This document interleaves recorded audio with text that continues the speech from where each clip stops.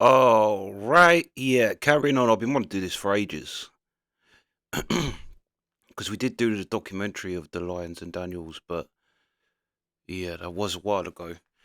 Yeah, when they brought up in one of the videos we done about the community centre, I was like, oh, yeah, I remember that. But yeah. So this would be a good kind of refresher. And I guess as well, from what I know, it only goes up to a certain point, from whatever point that documentary was made. So yeah, I guess they'll tie it all in to all the stuff that's going on now. So yeah, let's go.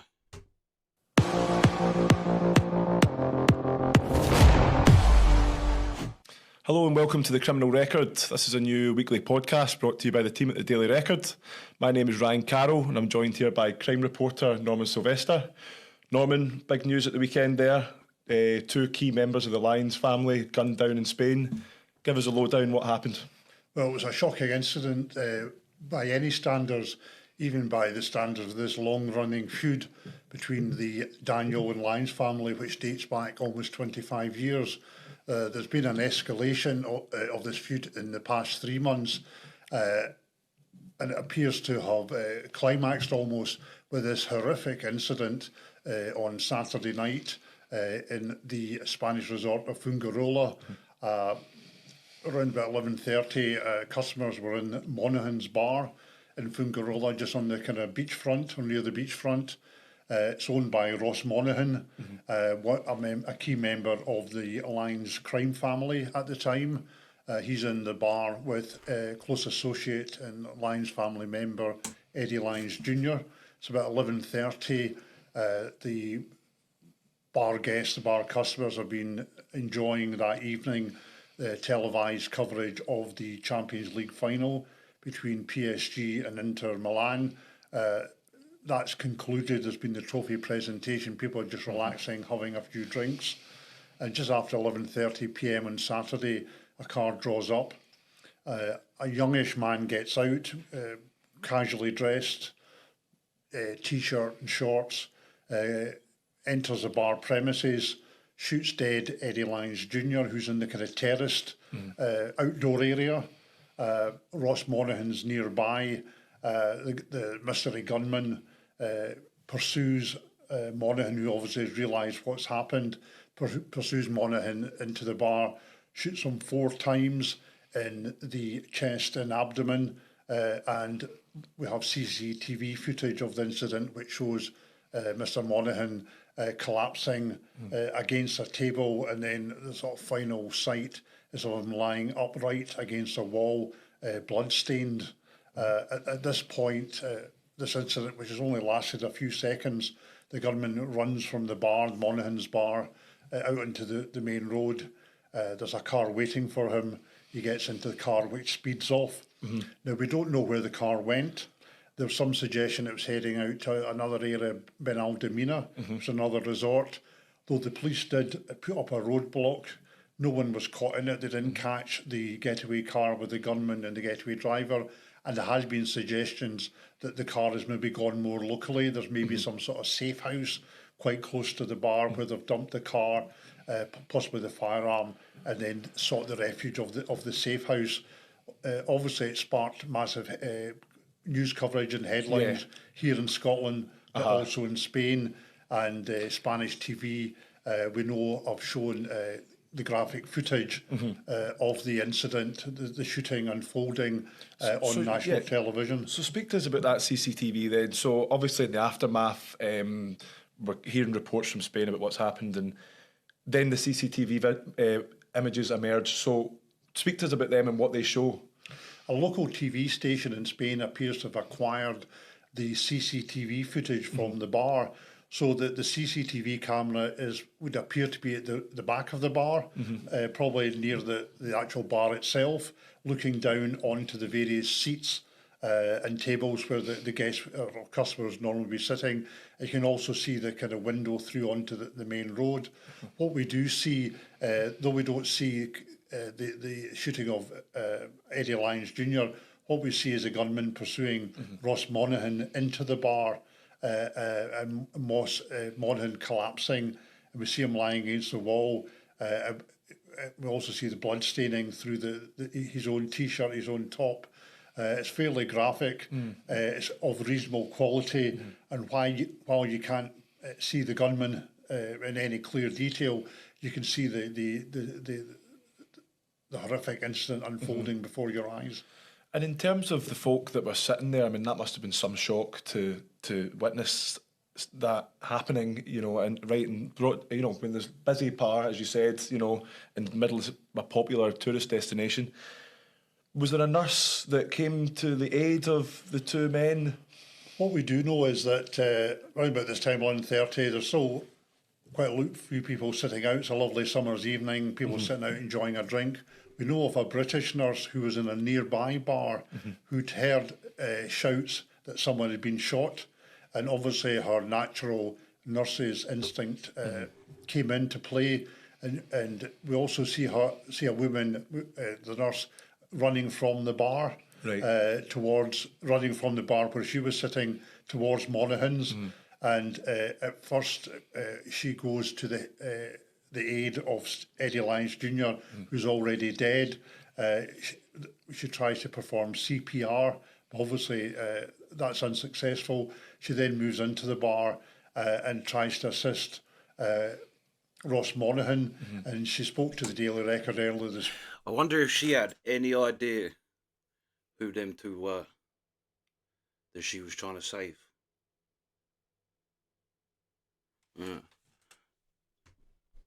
Where she detailed how she realised, obviously being a nurse, she was able to assess his injuries. He was still bleeding, he was still breathing, but he was also bleeding. She realised there wasn't much that she could do other than, as she described in her own words, just holding his hand until the emergency services arrived, the ambulance services, paramedics, but really by then it was too late. So what will be involved in the investigation then in the aftermath of this? Will Spanish police be working with Police Scotland? Well, what we do know is that a major investigation has been launched by Spanish police, not by the local police, by more a specialist regional force that investigates these kind of murders. We know from statements made by the local mayor in Fuengirola that they really don't have the resources to investigate this type of sort of organised crime, gangland incident. The local police there are probably more used to dealing with minor thefts, tourists, people going missing, that kind of thing, children getting lost. They're not really resourced to target or deal with this kind of incident. So really, it will be Spanish police will be investigating on a kind of regional, almost national basis, using their own kind of specially trained detectives and officers. We also believe that they've reached out to Police Scotland. Right. Police Scotland won't be investigating the matter as such, but as far as we're aware, they'll be sharing information and intelligence with the Spanish authorities on the background to the murder, about the backgrounds to the two victims, and this will obviously give pointers to the Spanish police about where their investigation might go. But as far as I'm aware, really, it's been treated as any other murder. You know, they'll be speaking to local people, looking for eyewitnesses, doing door-to-door inquiries. We know they'll be checking CCTV to see if the gunman and getaway driver have been caught in CCTV. They would have had to have been in the area, I would assume, for some period of time prior to the murder, probably recceing it, perhaps being given information by other parties about the identities of the people that they're targeting, maybe descriptions or even information about when they might be in the bar. It's crazy how brazen that is, and how in this day and age, and I mean somewhere like Spain too. I know that Spain's not as CCTV'd up as here. I don't think anywhere in the world is as much as the UK, but the fact that they did that, it shows you that it is true. You watch criminals say it. I was someone who thing was kidnapping people. He's like, the best thing to do is do it in broad daylight in the middle of a high street. You know, you just have someone walking towards them, pull your van up, jump out, cattle prod. The person walking up catches them. You all throw them in the van, and he's like, you drive off. And if you do it quick enough, people just it's like, and I suppose it's the same as the Godfather thing. what he says to Michael in The Godfather is just just shoot them, walk out, don't run. Well, even though the guy did run, but yeah, it is amazing how brazen that is and how they've just seemed to have got away with it.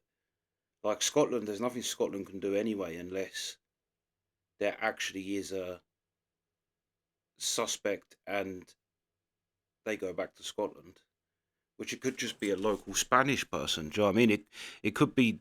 It probably is connected to all the ganglands. Well, yeah, we don't know, but it could just be you could pay. Do you know what I mean? Someone from a Spanish village or something. Uh, just run in and run out. They'll be looking at local CCTV, dash cam footage, and plus any mobile phone footage that people may have taken.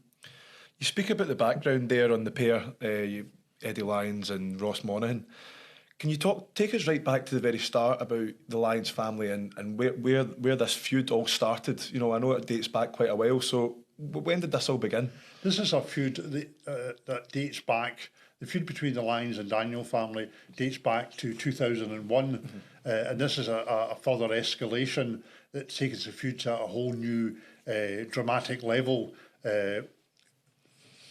You've got to go back to the summer of 2001, 24 years ago. The Daniel family were using a safe house in the Milton area of Glasgow to store a consignment of cocaine worth about £20,000.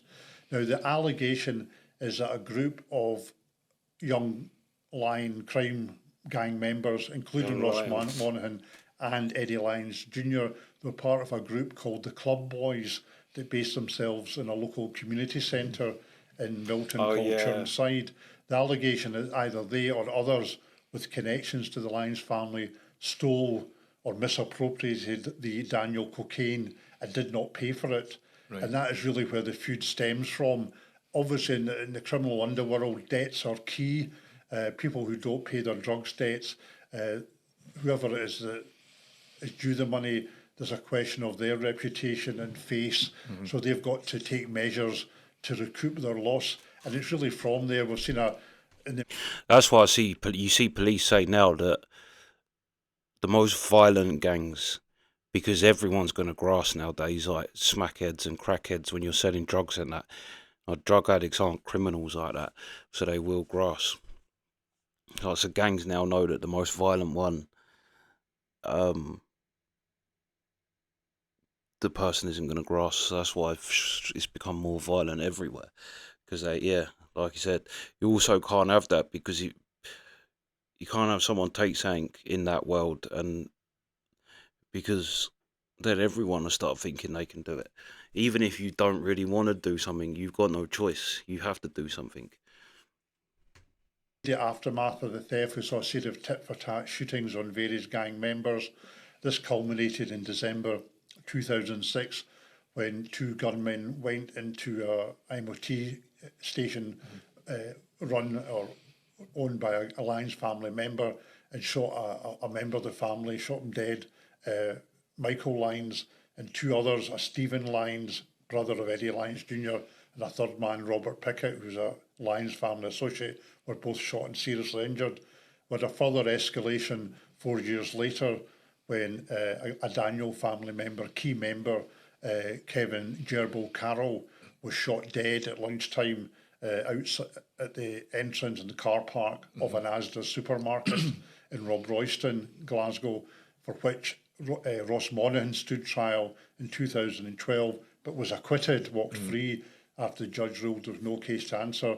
But a second man, a second Lyons associate, and also a former Club Boys member, William Patterson, was convicted of the murder in 2015.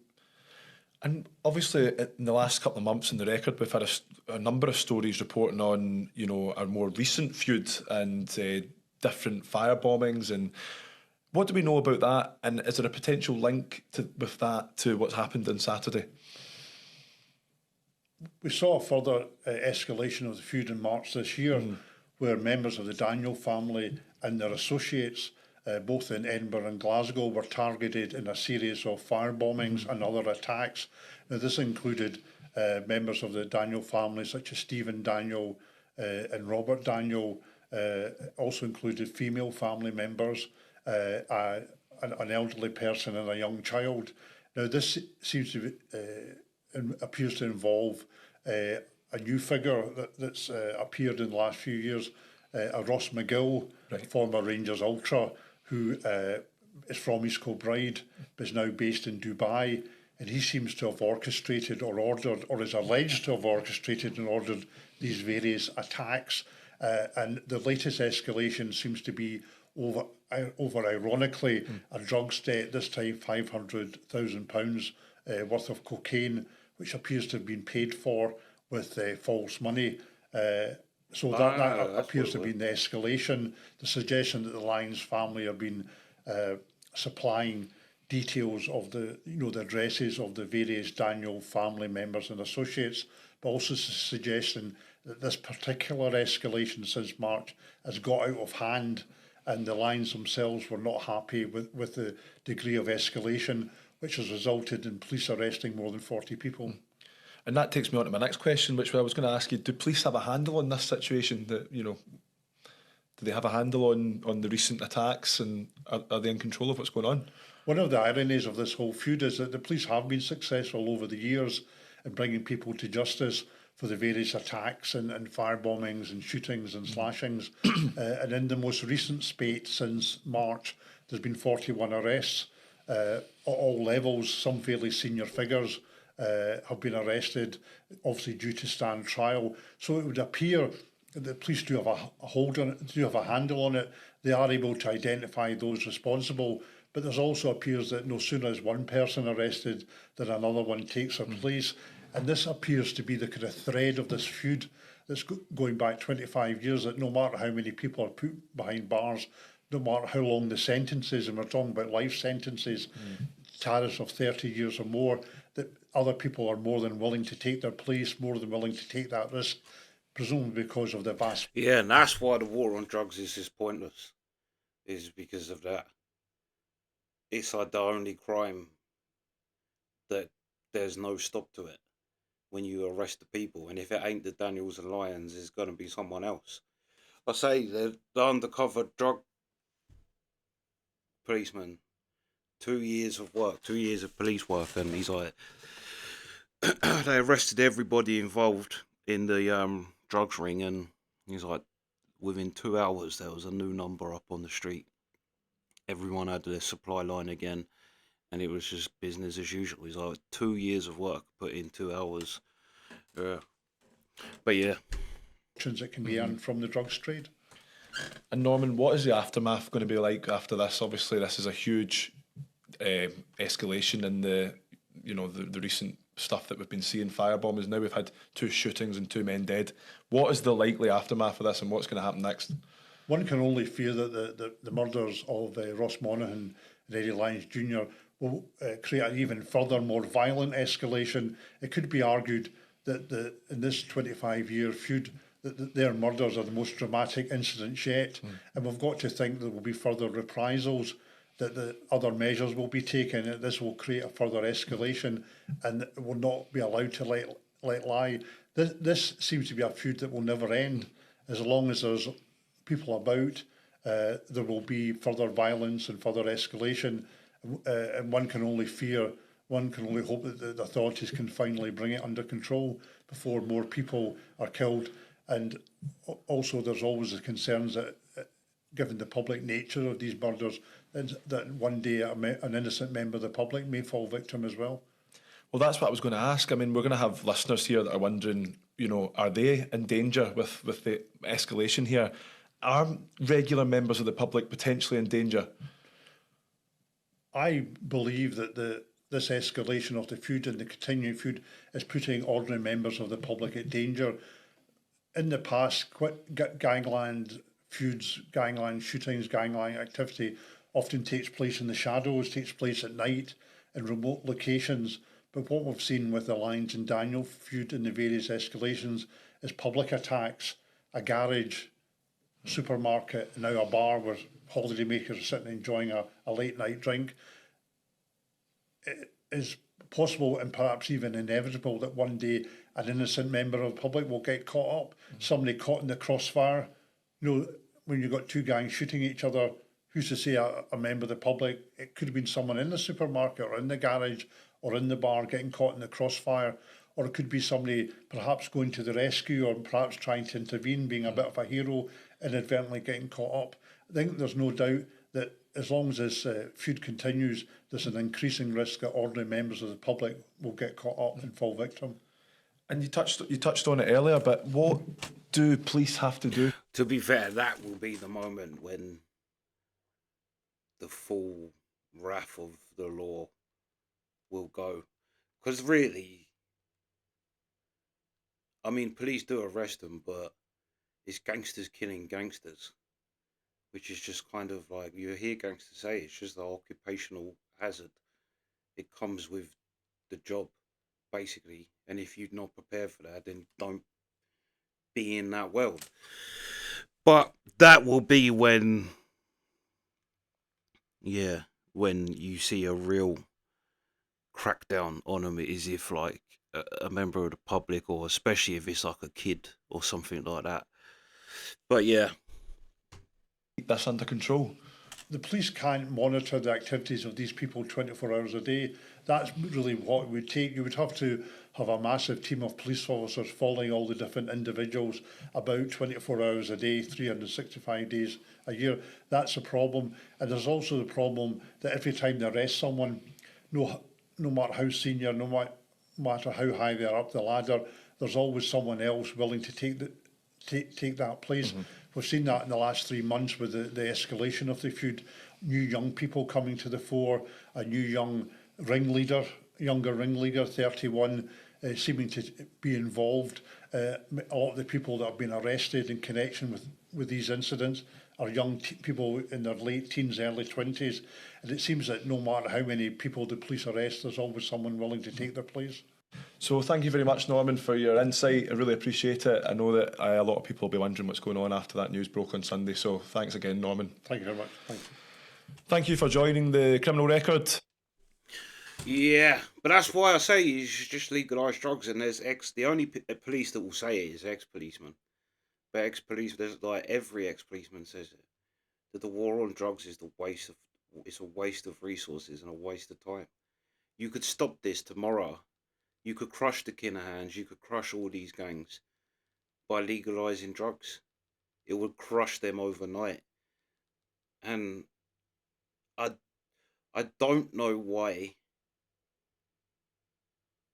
the system doesn't want to do that. It don't make sense. Because the truth is people take drugs. From the highest of societies to the lowest of society, people take drugs. It's like, and you're not going to, like he said, you arrest one and someone else comes along. It's actually surprising that the Lyons and Daniels have managed to last that long. It's pretty impressive. They must be doing something right, because the drug world is ever changing, I suppose. But yeah, you see police, like, I mean, obviously active police aren't allowed to say things like that because, it could cost them their pension or whatever. But yeah, what he said is so true. Even if you stop the Kinahans, even if you stop the Mexican cartels, which you're not going to, but even if you somehow did, another one, like, the Mexican cartels is only there because you took out the Colombian, and you took out Pablo Escobar's cartel. You took them out, and then another one took their place. And if you take them out, then another one's going to take their place. It's waste of time, waste of money, waste of everything. When really, what are you fighting for? Stopping people doing something that they're going to do anyway. But yeah, I remember, because the community thing, and that was it, wasn't it? It was meant to be, they said that in that documentary with the Lyons, that the community centre was like a kind of, it had the disguise of they're turning kids around, but really they weren't. the kids was just working for him. But yeah, that's the reaction. Sweet. Also, there's some other ones which I guess is more what I thought this was going to be. Although it was, yeah, good to go some of the things he said about the past. But there's like other videos I've seen where it's the history. But yeah, that's the reaction. Sweet.